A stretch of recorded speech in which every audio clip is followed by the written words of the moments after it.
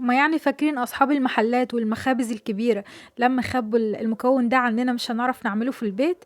طب هنحط المكون ده، وأقول لِك على السر بقى اللي بيخلّيه يطلع معاكِ زي بتاع برّه بالضبط، ومش هتفرّقيه خالص عن بتاع برّه، وهتبطّلي تشتريه. نقطتين بقى من المكون ده هو سر الوصفة كلّها. كالعادة حبايبي ما تنسونيش من دعمكم بلايك وشير على الفيديو، وتعليق حلو زي قلوبكم. يالّا نسمّي ونصلّي على رسول الله.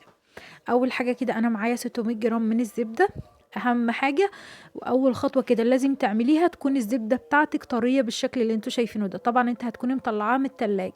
بُصّي بتسخّني الفرن بتاعِك أو تعمليها على حمام مَيّة، بتبتدي بس إن أنتِ تطفي الفرن بعد ما يسخن معاكِ شوية كده أو يدفى، وتبتدي تحطي الزبدة بتاعتِك وتسيبيها بقى لمّا إيه، ما تخلّيهاش تسيح معاكِ، لأ لمّا تبقى طرية بالشكل ده. بُصّوا بقى نوع الدقيق بتاعي هنا الأصيل أو سنبلة الفرات أو أي نوع بقى أنتِ بتحبيه أو متوفر هتجيبيه ما فيش مشكلة، المهم يكون عليه اللي هو استخراج 72%. تمام كده، لازم يكون مكتوب عليه كده. معايا برضه كوباية ونُص من السكر البودرة، ولازم تكوني نخلاها كويس جدًا علشان ساعات بيبقى في حبيبات كده ما انطحنتش كويس، ومعايا 4 بيضات لازم يكونوا بدرجة حرارة المطبخ ما يكونوش طالعين من التلاجة، وطبعًا هنحط عليهم الفانيليا. أول حاجة كده جبت الطبق بتاعي، الطبق لازم يكون واسع معاكِ علشان تعرفي تشتغلي كويس. بتفضّي بقى الزبدة بتاعتِك اللي لازم تكون طرية، وأنا بأكد عليكم كل الخطوات علشان تطلع معاكِ الوصفة ناجحة من أول مرة. باحط هنا كوباية ونُص من السكر، لازم زي ما قُلت لِك السكر لو هتنخليه في البيت لازم قصدي لو هتطحنيه في البيت لازم تنخليه كويس جدًا علشان مش هتعرفي برضه تطحنيه زي بتاع برّه. تمام كده؟ هاضرب بقى الزبدة والسكر بتاعتي لغاية اللون بتاعها ما يفتح كده، وكل شوية بانزّل الجوانب علشان طبعًا بتبقى الجوانب كده إيه، يعني المضرب مش طايل. بُصّوا لغاية الزبدة بتاعتِك ما تكون هشة واللون بتاعها فتح خالص كده زي الكريم شانتيه بالضبط. لو ما وصلتيش لغاية النقطة دي، عايزة أقول لِك إن البسكوت بتاعِك مش هينزل من الكيس، وهيوجع إيدِك جدًا، جدًا، ومش هيطلع معاكِ حلو. لازم الخطوة دي تعمليها ويطلع معاكِ الزبدة والسكر هشة كده ولونها فاتح بالشكل ده.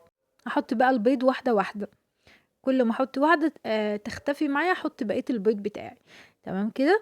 خلاص بقى وزي ما قُلت لِك لازم يكون البيض من المطبخ من درجة حرارة المطبخ، لو طلعتيه من التلاجة وحطيتيه هتلاقي الزبدة بتاعتِك قفشت كده عشان الجو ساقع أصلًا، وهتلاقيها خرّزت معاكِ شوية، فأنتِ خدي بالِك من النقط ديّة عشان تنجح معاكِ الوصفة. هنا السر بقى اللي باقول لكم عليه والمكون اللي هو هيقلب معاكِ الدنيا خالص ويخلّيها زي بتاعة برّه بالضبط، نقطتين كده من قصنص الحليب وما تزوديش، هي بس نقطتين منه، هو أصلًا بيبقى خام كده وبيبقى النقطة بتاعته تقيلة ما شاء الله، يعني هو بينزل بصعوبة كده شايفين أنا نزّلت نقطتين بس، لو زوّدتِ عن كده ممكن إن هو يقلب معاكِ نتيجة عكسية.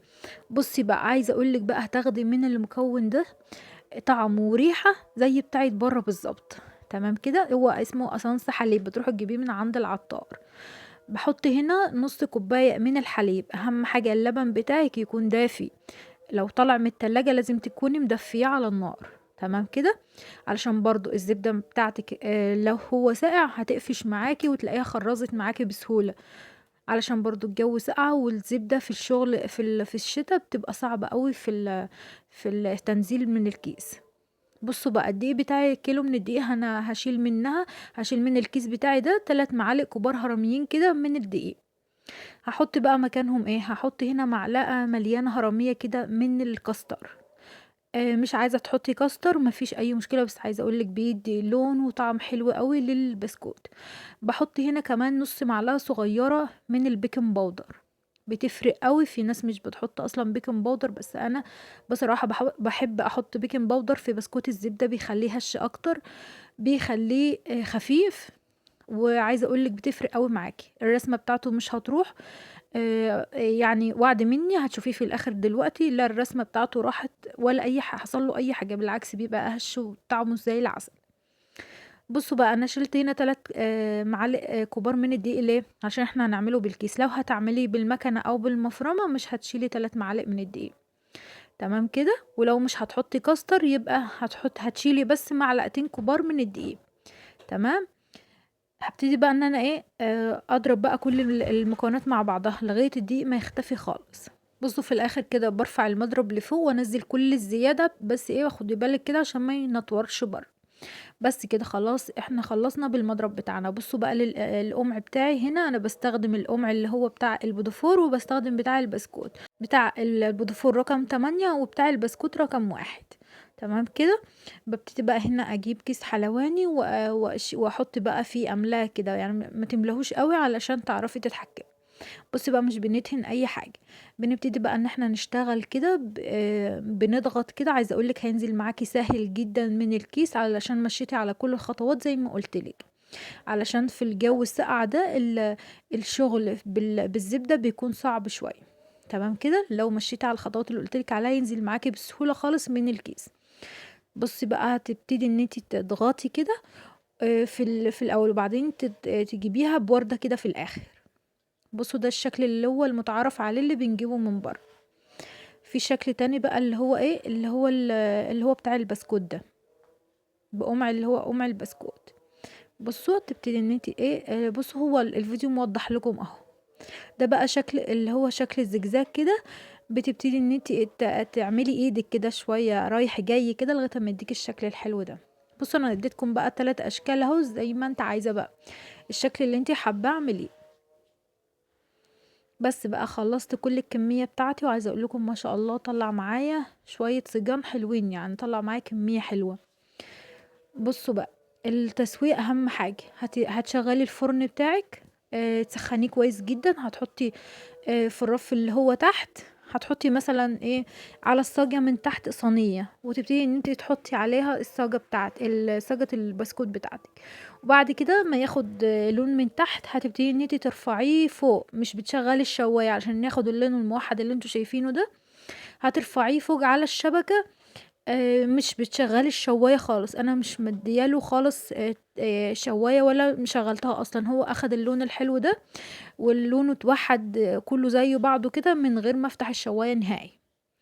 هتبتدي زي ما قلتلك ان انتي تحطي كده صينية على الصاجة من تحت، وترصي عليها السجان البسكوت بتاعتك، وبعد ما تاخد لون من تحت ترفعيها على الشبكة من فوق. تسيبيها شوية هتلاقيها خدت اللون لوحدها، اخدت لون موحد بقى من فوق ومن تحت.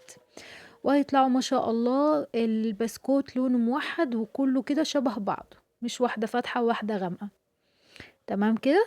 بصي بقى اللون من تحت ومن فوق عامل ازاي، كله كده زي بعضه. خدي بالك بقى من التسوية، وخدي بالك من التركات اللي قلتلك عليها عشان تطلعي بسكوت زبدة زي بتاع بره، وتبطلي تشتري خالص من بره. بجد اوفر واحلى بكتير من بره، ونفس الطعم هتاخديه زي ما قلتلك من النقطتين اللي انا قلتلك عليهم. ده هو السر كله اللي بيبقى في المحلات بره.